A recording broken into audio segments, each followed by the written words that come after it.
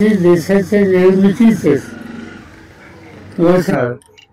पैसा आणि सत्तेचा गैरवापर हा करून निवडणुकीची सवय यंत्रणाच हातात घ्यायची हे चित्र यापूर्वी दिसेल होतं. ते यावेळी वाहन असतात वाढायला लागले आणि त्याचा परिणाम लोकांची अस्वस्थता वाढलेली आहे.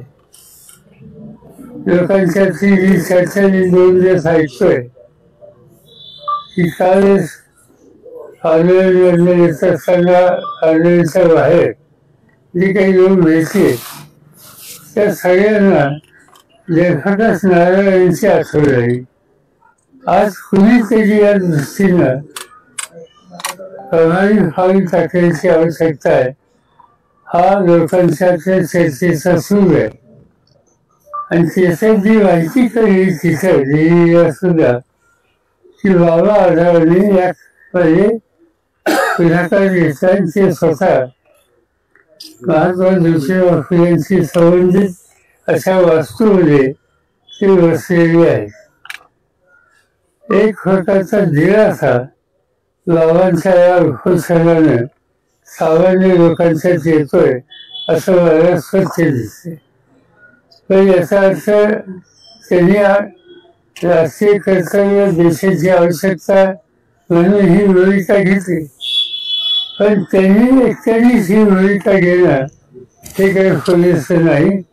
शेवटी एक प्रकारचा जनतेचा उठावच या सगळ्या प्रश्नाच्या संबंधी केला नाही तर संसदीय लोकशाही पद्धती ही उद्ध्वस्त होईल अशी चित्र या ठिकाणी आली दिसते.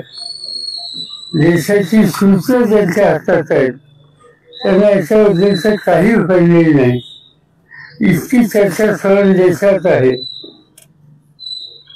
आणि हे माहीत असताना संसदेमध्ये हा प्रश्न उपस्थित करण्याचा प्रयत्न दोन्ही सभागृहामध्ये विरोधी पक्षांनी केला तर त्यांना बोलून द्यायचं नाही.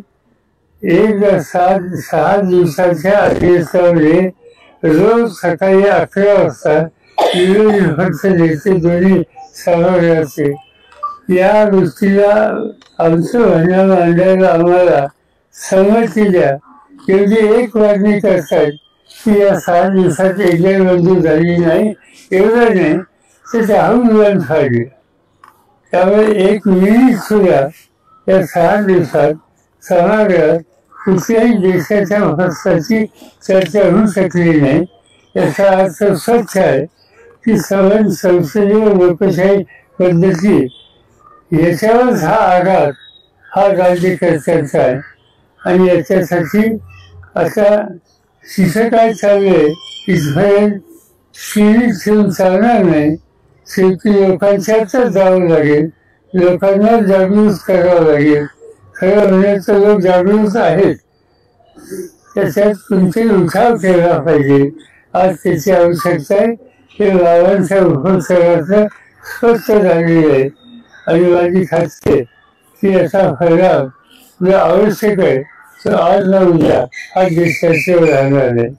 सत्तेचा गैरवापर आणि वेळोवेळी लोकांना संरक्षण या दोन्ही गोष्टी या ठिकाणी दिसत आहेत.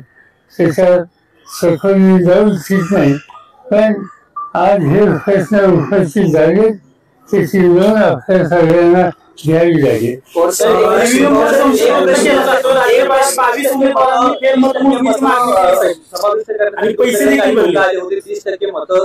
मशीन मध्ये देतो असं तुम्ही सांगितलं मगाशी पण तुमचा विश्वास बसला नेमकं काय होतं ते मतदार 30% ऍड करण्यात दिसतंय. माझ्या हातात त्याचा पुरावा नाहीये. काही लोकांनी आम्हाला केले की हे या पद्धतीने करणं शक्य आहे ते केलं जाईल. तसेच आमची कमतरता आहे की आम्ही त्यांच्यावर विश्वास ठेवला नाही. आम्हाला असं वाटतं की निवडणूक आयोग इतक्या चौकाची भूमिका चुकीची घेईल असं आम्हाला वाटलं नाही. त्या संस्थेवर विश्वास आम्ही व्यक्त केला नाही.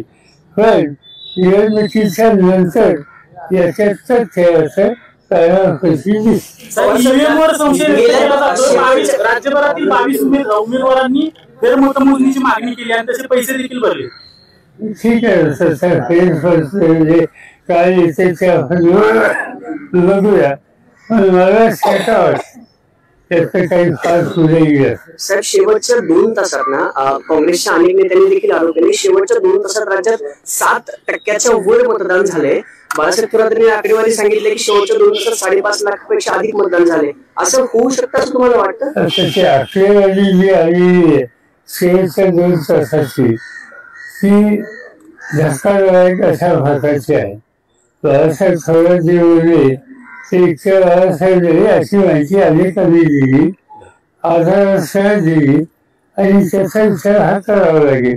काँग्रेस पक्षाची कार्यकारिणीची बैठक झाली, त्याच्यात त्या विषयाची काही चर्चा झाली आणि एकत्रित बसून ही जे इंडिया आघाडी हे जे संघटन तयार केलेलं होतं त्यांनी हा विषय घ्यावा अशी चर्चा आहे. माझ्या मते सोमवारी वगैरे त्याच्यात काहीतरी लिहिलं होईल. साहेब, जे 15% मतं सेट केली गेली असं सांगितलं जातं, खरंच तुम्हाला विश्वास बसते का या गोष्टीवर? आधी बसत नव्हता, पण आता त्याच्यात तथ्य असं प्राथमिक दर्शन दिसायला लागले. साहेब, एकनाथ शिंदे गृहमंत्री पदावर अडून बसलेले आहेत. गृहमंत्री केलं तर उपमुख्यमंत्री होणार नाही तर दुसऱ्या सरकार स्थापन होत नाही. ते सगळं विचारलं गमत असं आहे की इतकं स्पष्ट बहुमत असताना या राज्यात सरकार बनत नाही आणि आजच वाचलं की आता फारसा जेव्हा काय होण्याची शक्यता. याचा अर्थ स्वच्छ आहे की लोकांचं वर्ग बहुमत या सगळ्या गोष्टी काही महत्वाच्या नाही. जे काही चाललंय ते राज्याला सोडून आहे.